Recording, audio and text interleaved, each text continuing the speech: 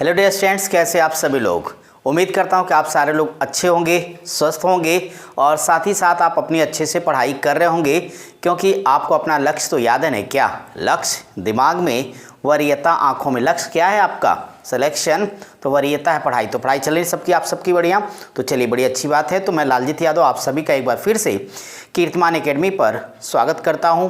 आइए फ्रेंड्स, अपनी गणित की दुनिया में आगे बढ़ा जाए। हम लोग अपनी क्लास के अंतर्गत पृष्ठ क्षेत्रफल तथा आयतन की आज 5वीं क्लास यानी 5th क्लास आपके सामने आ रही है। तो अगर मैं यहाँ पे आपसे 5वीं क्लास के बारे में बातचीत करूँगा तो आपको एक बात क्लियरली पता होगा कि पीछे आपकी 4 क्लासेस जा चुकी होंगी और साथ ही साथ आप लोगों ने देखा भी होगा, वीडियो को एंजॉय भी किया होगा, है ना भाई।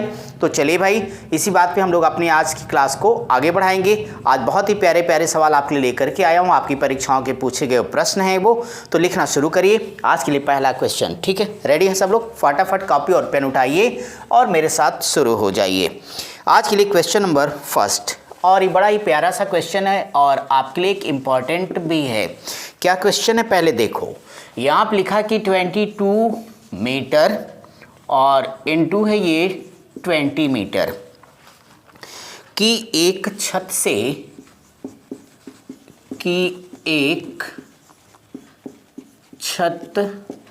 से वर्षा का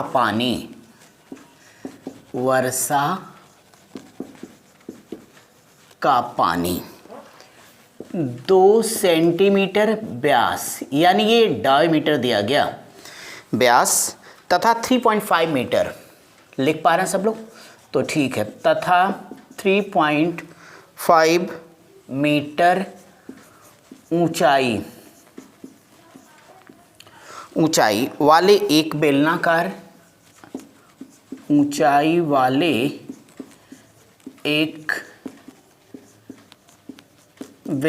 यानी बात सिलेंडर की हो रही, एक बेलनाकार बर्तन में एकत्र किया जाता है। तो बेलनाकार बर्तन में एकत्र किया जाता है।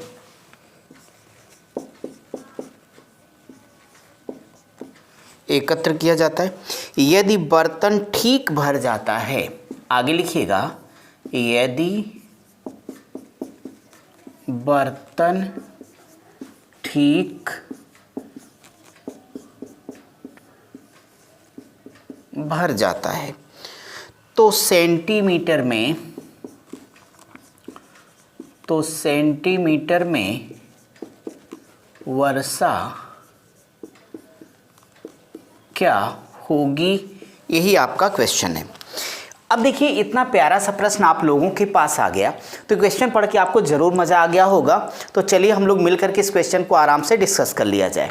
पहले ये देखो, क्या कुछ हमें पता और क्या हमें करना है। अगर मैं यहाँ पे करने की बात करता हूँ मेरे सूरवीरों, तो ज़रा पहले देखो कि आपको सबसे पहले एक बात क्लियर यहाँ पता है कि ये 22 × 20 मीटर की एक छत है। तो छत का क्षेत्रफल हम यहाँ से निकाल लेंगे। 2 सेंटीमीटर व्यास है, तो मुझे इतना बता दो कि अगर व्यास 2 सेंटीमीटर है तो व्यास का जस्ट आधा त्रिज्या होगी। तो 2/2 बराबर r बराबर 1 सेंटीमीटर। एग्री करते हैं आप लोग? चलो इसका प्रयोग कर लूँगा मैं। हाइट 3.5 सेंटीमीटर, इसमें कोई डाउट नहीं है, एकत्र किया गया। अगर बर्तन ठीक से भर जाता है तो सेंटीमीटर में वर्षा का पानी क्या होगा। ऐसे क्वेश्चन में आपको कोई काम नहीं करना है, सिर्फ इतना सा काम करना है, बेलन का आयतन निकाल लेना, छत का क्षेत्रफल निकाल लेना है। तो जो बेलन का आयतन, उसमें छत के क्षेत्रफल से आप फटाक से यहाँ पे क्या करें, कैलकुलेट करिए, भाग दीजिए, आपका आंसर आने वाला है।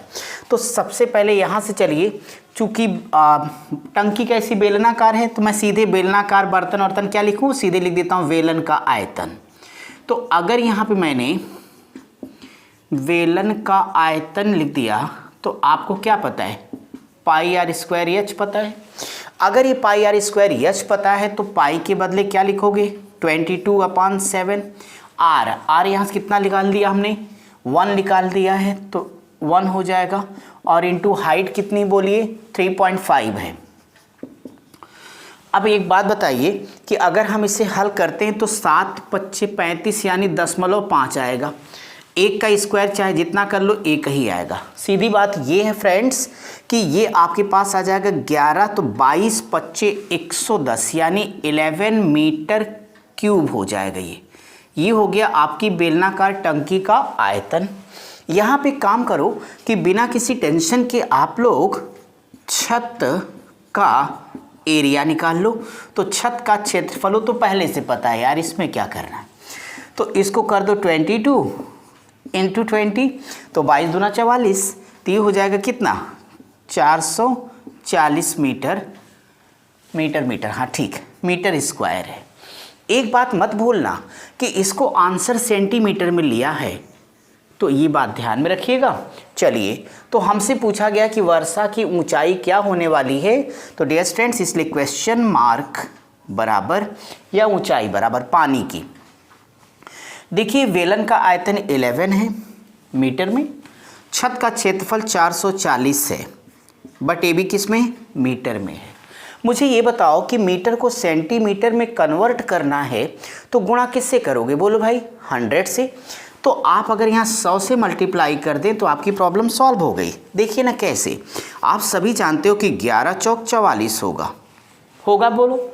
अगर इसे काट दोगे तो 4 से 25 यानी आपके पास आ जाएगा 20 25 100, 20 दूनी 40, 5/2 मतलब 2.5 सेंटीमीटर। यही उस बेलनाकार टंकी में पानी की ऊंचाई हो जाएगी और यही आपके क्वेश्चन का आंसर है। क्या समझ में आया आपको? यदि हाँ है तो बोलो यस, और वीडियो को लाइक कर देना, कमेंट करना तो बिल्कुल मत भूलिए, और साथ ही साथ ज़रा वीडियो को शेयर भी करिए। इसमें संकोच नहीं करना चाहिए, आपको ज़रा बढ़ चढ़ के हिस्सा लेना चाहिए। चलिए, वो तो आप ले ही रहे, तभी तो चैनल आगे बढ़ रहा है। चलिए, अच्छी बात है। क्लियर है सबका? चलिए भाई, मैं आपके लिए अब नेक्स्ट क्वेश्चन की तरफ बढ़ूँगा और देखता हूँ कि अगला क्वेश्चन आपके लिए क्या होने वाला। बस आप अच्छे से अपनी प्रैक्टिस करते रहिए और साथ ही साथ आगे बढ़ते रहिए। ठीक है भाई? चलिए, सबकी पढ़ाई लिखाई ठीक ठाक चल रही, पेपर अच्छे हो रहे हैं सारे। देखो आपके लेवल पर ही पेपर हो रहे हैं, बस तैयारी को ज़बरदस्त रखिए, बाकी सब कुछ हो जाएगा। आपको कभी भी थकना नहीं, हारना नहीं है, आगे बढ़ते चलना है। तो ठीक है भाई, इसी बात पे नेक्स्ट क्वेश्चन मैं आपके लिए लेता हूँ। अब देखिए सेकंड क्वेश्चन क्या है, ये है एक गोलक स्फीयर की बात आ रही। तो अगर हमने लिख दिया कि एक गोलक स्फीयर, एक गोलक का कुल पृष्ठीय क्षेत्रफल, तो एक गोलक का कुल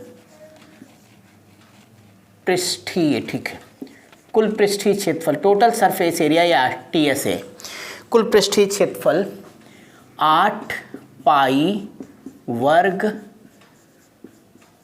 एकक है। आगे लिखना है गोलक का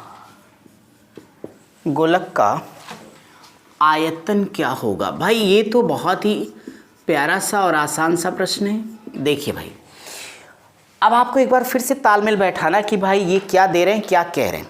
अगर इन पर हम बातें अपनी करेंगे फ्रेंड्स, तो हमें टीएस है, टोटल सरफेस एरिया, कितना दिया गया, 8 पाई दिया गया। अब हमें आयतन बताना है, किसका, गोलक का। गोलक के आयतन का फार्मूला क्या होता है, बोलिए एक बार, 4/3 पाई आर क्यूब, यही ना। तो आप हमें बताओ आपको क्या चाहिए, आर चाहिए। अब अगर आर मिल जाए तब तो आपका काम बनेगा।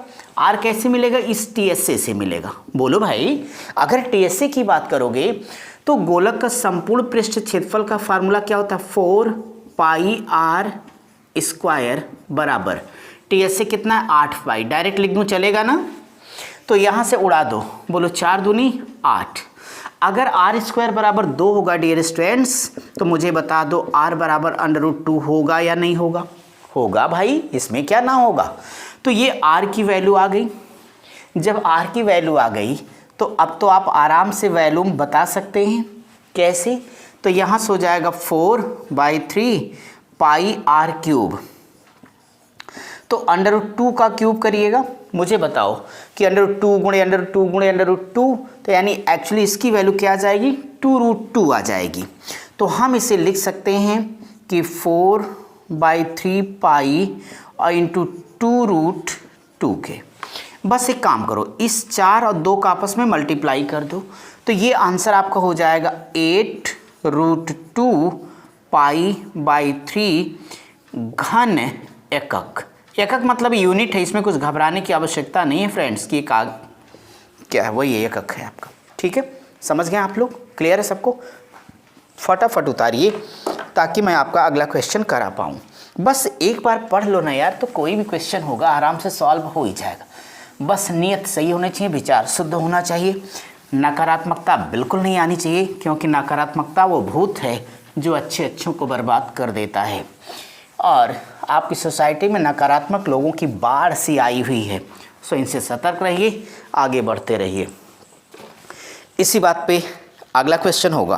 तो नेक्स्ट क्वेश्चन क्या होगा, ये रहेगा आपके लिए, लिखना कि यदि त्रिज्या, बस काम की बात करते रहो, यदि त्रिज्या 30 सेंटीमीटर, 30 हो गई, चलिए भाई, त्रिज्या 30 सेंटीमीटर और ऊंचाई 45 सेंटीमीटर का 45 सेंटीमीटर का एक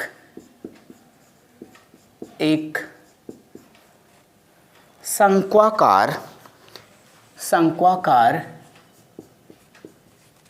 धातु पिघलाकर, शंक्वाकार धातु पिघलाकर 5 सेंटीमीटर यानी 5 सेंटीमीटर त्रिज्या वाले गोलों में, तो 5 सेंटीमीटर त्रिज्या वाले गोलों में बनाया जाए, तो गोलों में बनाया जाए तो गोलों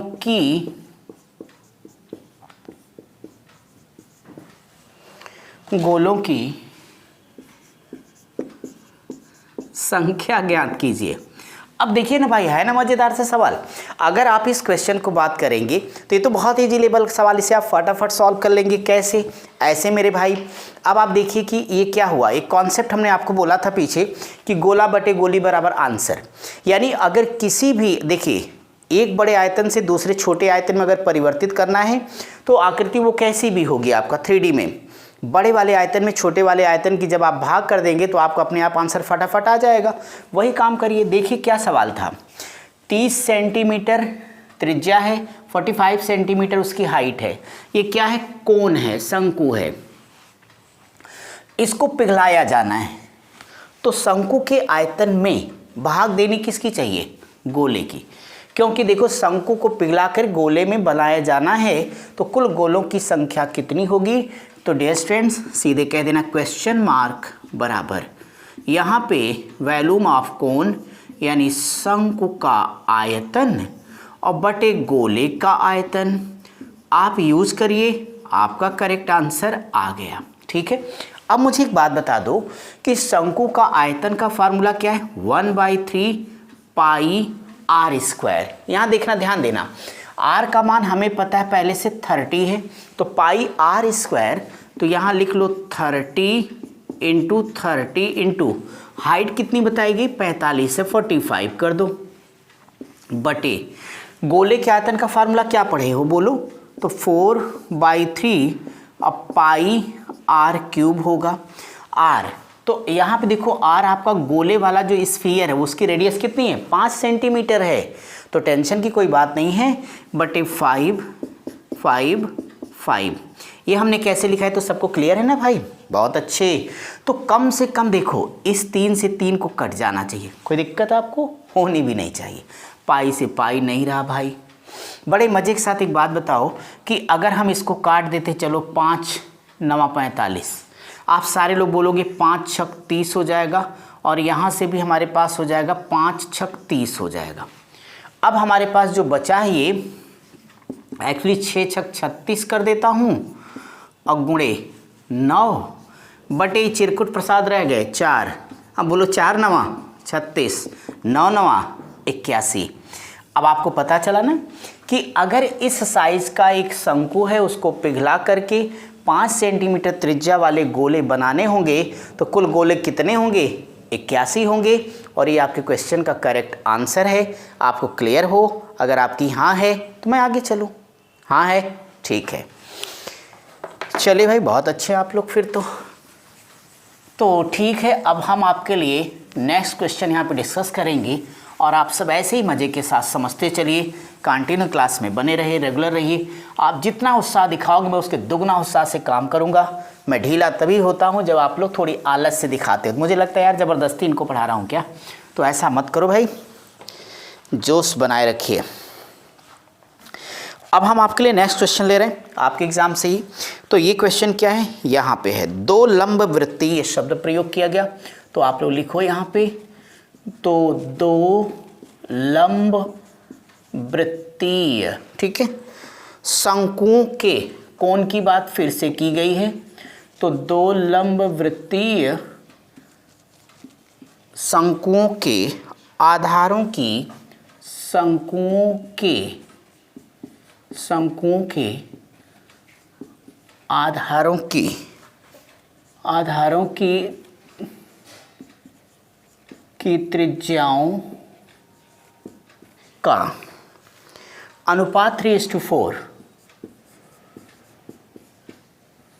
का अनुपात 3:4 और उनकी ऊंचाइयों का, आगे लिखते चलिएगा,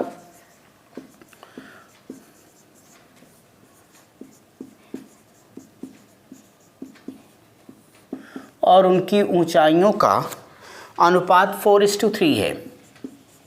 उनकी ऊंचाइयों का अनुपात 4:3 है। आगे बढ़ते रहिएगा। तदनुसार, बहुत अच्छे सूरवीरों लगे रहो, तदनुसार उनके आयतनों का अनुपात कितना होगा? तो तदनुसार उनके आयतनों का अनुपात कितना होगा? ठीक है भाई। अब देखिए, अगर इस क्वेश्चन के लिए बात करिएगा तो आपके अपने इस क्वेश्चन में तो मज़ा ही मज़ा है, कुछ करने को तो है ही नहीं। अब अगर बेशक आपके इस एसएससी ने सवाल को पूछ लिया, लेकिन आप तो लगाओगे कैसे? ऐसे मेरे भाई, यहाँ 2 शंकु की बात की गई, तो 2 शंकु की जो रेडियस है, इसको मान लो कि ये R1 है, ये R2 है, तो कम से कम त्रिज्या पता हो गई हमको। और देखो क्या पता है, इनकी हाइट, तो इसको चलो H1 कर देता हूँ, H2 कर देता हूँ। भाई अब तो कोई टेंशन लेने की आवश्यकता ही नहीं है, किस बात की चिंता, बोलो ना। आपसे यार आयतन पूछ रहा है तो आपको आयतन का अनुपात बताना है, और दोनों आकृति एक ही हैं और दोनों कोण हैं, शंकु हैं। तो डियर स्टूडेंट्स, अगर आप यहाँ पे कर दीजिएगा वॉल्यूम ऑफ कोण का फर्स्ट और second is equal to, clear है? तो देखो, शंकु के आयतन का फार्मूला क्या पढ़े हो, 1/3 पाई r²। तो चलो यहाँ r1 कर देता हूँ, पाई r1² h1, और ये हो जाएगा 1/3 पाई r2² h2। यहाँ तक एग्री हो? देखो भाई, संसार का नियम है, जो आया है वो जाएगा, चला गया। यहाँ से देखिए, अब आपके पास केवल और केवल इतनी चीज़ें रह गई, उसमें से ये वाला सेक्शन रह गया है और यहाँ से ये रह गया। चलो आगे बढ़ जाओ। अगर आप इसे आगे बढ़ोगे तो मैं एक बात कहना चाहूँगा कि देखो R1 R2 है, इनको एक साथ कर लो, तो ये हो जाएगा R1/R2 का स्क्वायर, और इंटू आपके पास कितना आ जाएगा यहाँ से H1, और बटे हो जाएगा S2। कोई दिक्कत तो नहीं ना? बस हमने ऐसे ही कर दिया। अब आप यहाँ से गौर कीजिएगा कि R1 का मान वहाँ से आपको पता है कितना है, 3 है। R2 का मान एक बार बोलो कितना है, 4 है। तो बताओ, स्क्वायर है तो डायरेक्टली लिखना 3 त्रिक के 9, बोलो भाई। और ये क्या होगा, 4 चौक 16 इंटू H1 S2, तो ये देखो आपका हो जाएगा 4 और अपान 3 हो जाएगा। ठीक है, चलिए अब इनसे कह दो भैया मेहमान है तो जाएगा, तो 4 चौक 16 आएगा और 3 त्रिक के 9 हो जाएगा, 3/4 हो जाएगा। तो आपका जो वॉल्यूम होगा V1:V2 इज इक्वल टू 3/4 का मीन्स होता है 3 4 या 3:4। उम्मीद करता हूँ अच्छे से समझ में आ गया होगा, कोई डाउट तो नहीं आप सबको। चलिए आगे बढ़ता रहूँ। अब हम लोग अपने नेक्स्ट क्वेश्चन की तरफ बढ़ेंगे और आप इन सवालों को देख के अपना एक कॉन्फिडेंस लेवल, क्योंकि देखो युद्ध को जीतना है तो आत्मविश्वास हाई होना चाहिए, क्योंकि आपने रोज़ यही सुना है कि मन के हारे हार और मन के जीते जीत। तो इस नाते जीतना है तो जब भी जीतना चाहो तो जिद करो, इसीलिए अपनी कोचिंग का लोगो क्या है, जिद जीत की। चलो भाई इसी जिद पर आगे बढ़ेंगे और नेक्स्ट क्वेश्चन आपके साथ डिस्कस करेंगे। तो आज की क्लास का नेक्स्ट है क्वेश्चन, यदि दो गोलों की बात आ गई स्फीयर की, तो यहाँ लिखिएगा यदि दो गोलों के पृष्ठीय क्षेत्रफलों, तो दो गोलों के पृष्ठीय क्षेत्रफलों का अनुपात 4:9 4:9 हो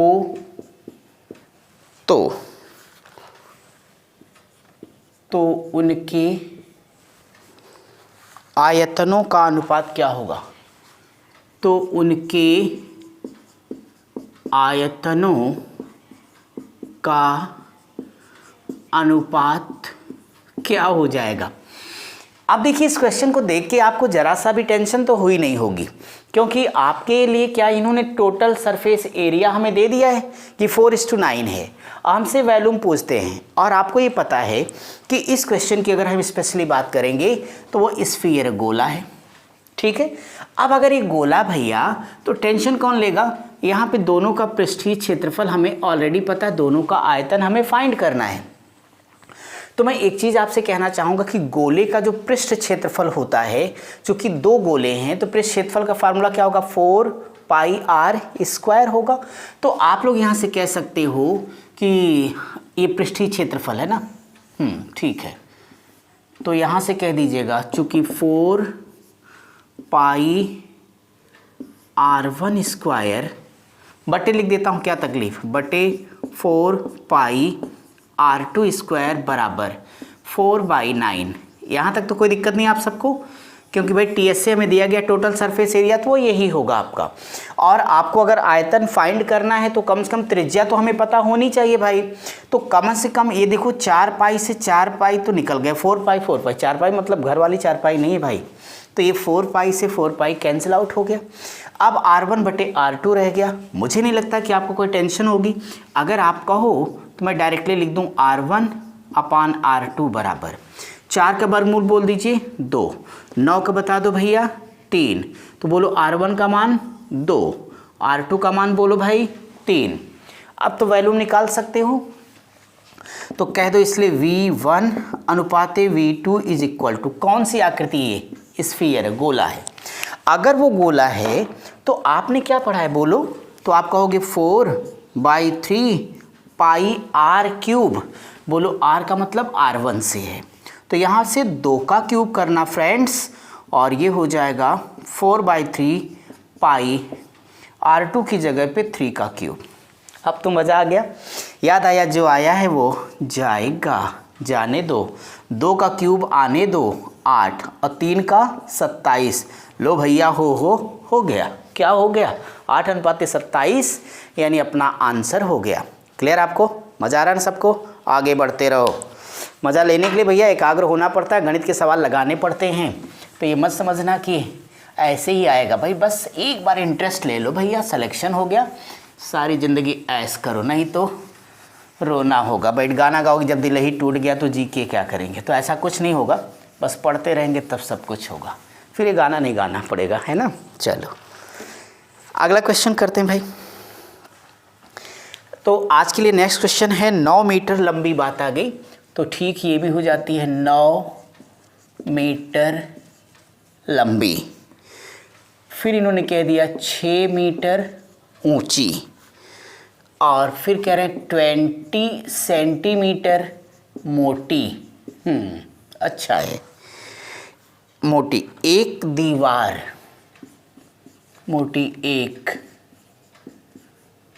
दीवार 30 सेंटीमीटर 30 गुणे 15 सेंटीमीटर इंटू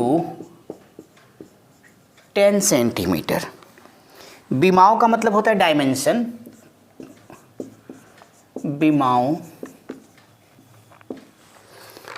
बीमाओं की ईंटों का प्रयोग करके, बीमाओं की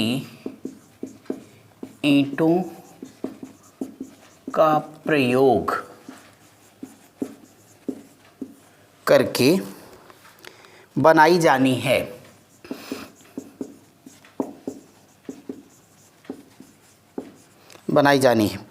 कितनी ईंटें अपेक्षित होंगी? तो लिखते चलिए, कितनी ईंटें अपेक्षित होंगी।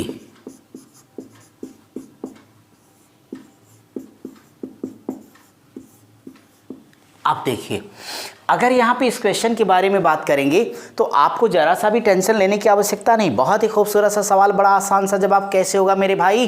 ये देखो, इन्होंने कह दिया है कि एक दीवार है। समझ पा रहे? दीवार, जब आप बड़े आदमी हो जाएंगे तो बड़ा बड़ा घर और बनवाएंगे ना, हाँ वही वाला। तो 9 मीटर लंबी है, 6 मीटर ऊंची है और 20 सेंटीमीटर मोटी है। और वहाँ जो ईंट लगनी है, एक एक ईंट, आप कहते हैं ना ईंट से ईंट बजा देंगे, वो बाद में करना, पहले सिलेक्शन लो।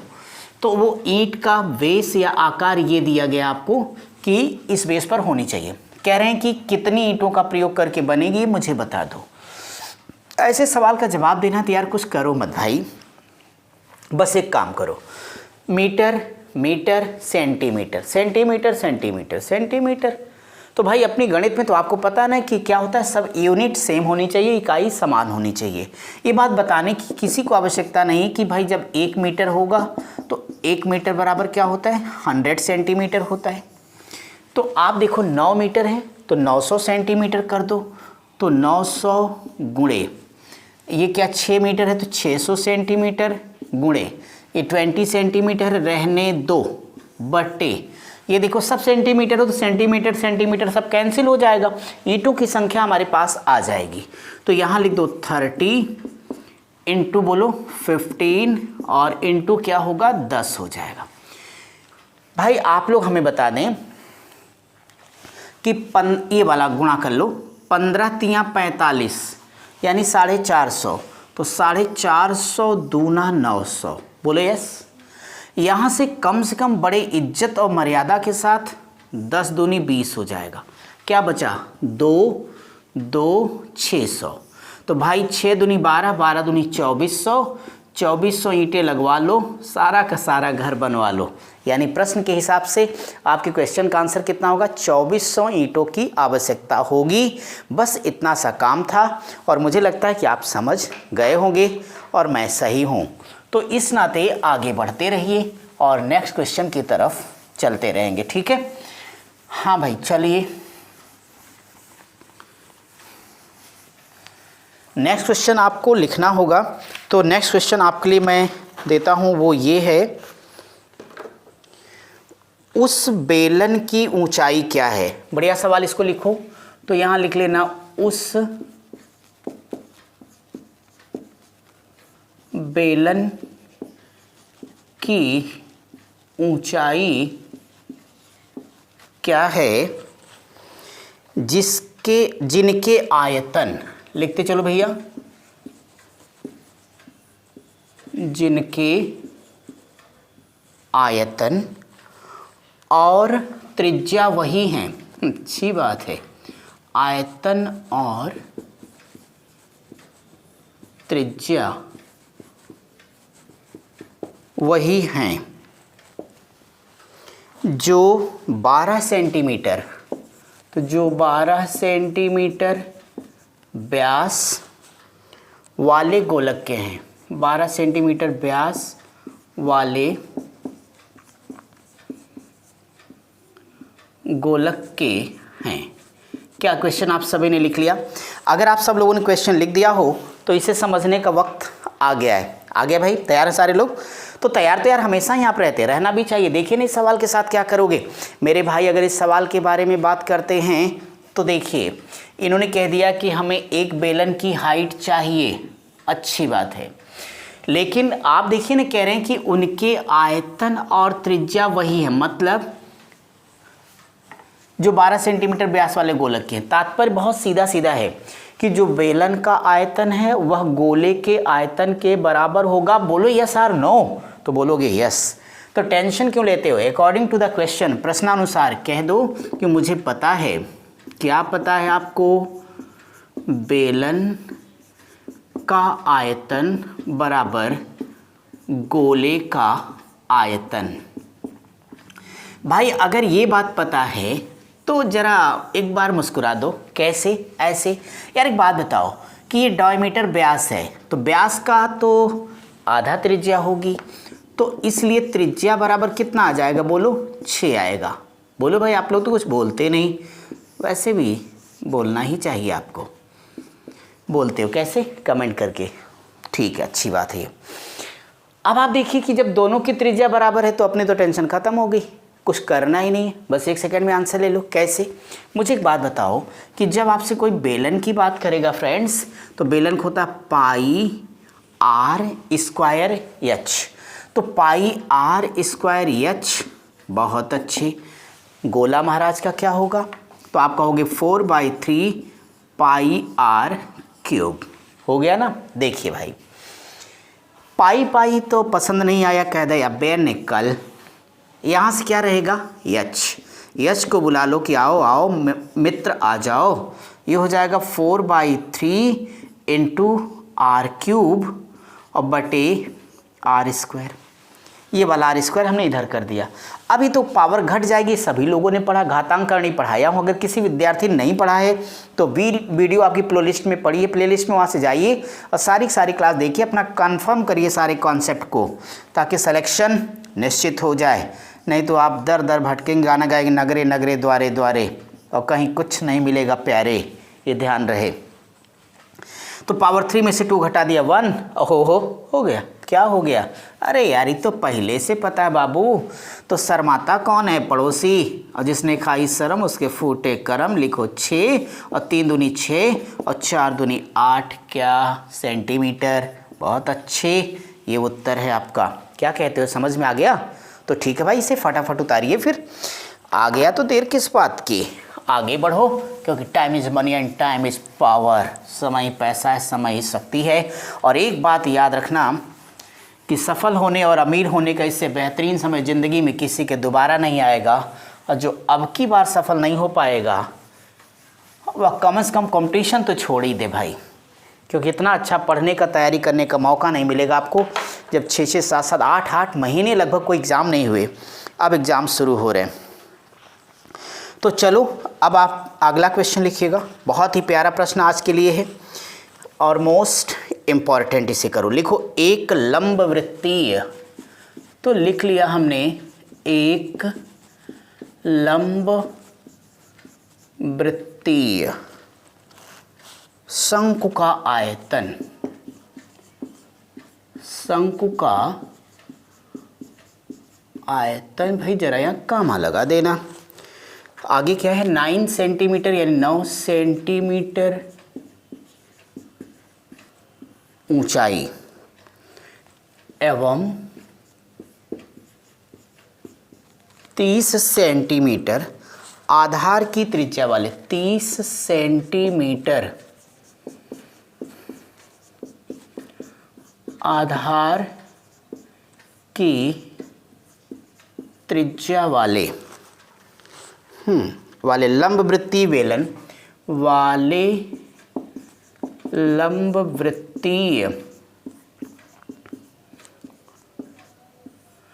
वृत्तीय बेलन के आयतन